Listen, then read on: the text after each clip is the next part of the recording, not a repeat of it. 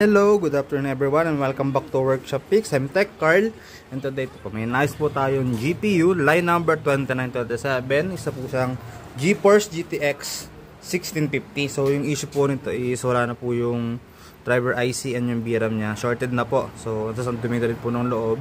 Then yung solution po ng ginawa natin is ginamitan natin siya ng 14 stages of cleaning yan para malinis natin yung loob pati yung outside.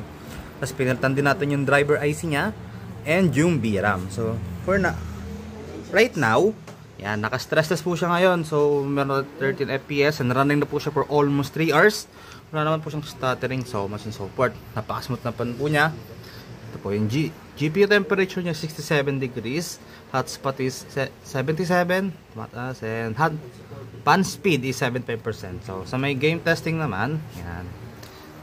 Napaka-smooth na niya po.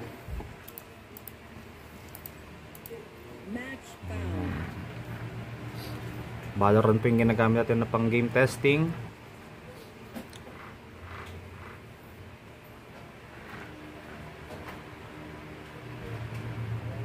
So good naman na po.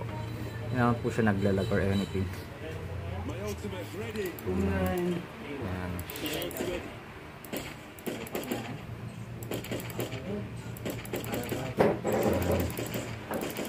So good naman po siya and ready for pickup. That's it everyone. Thank you for watching and see you on the next repair. Bye!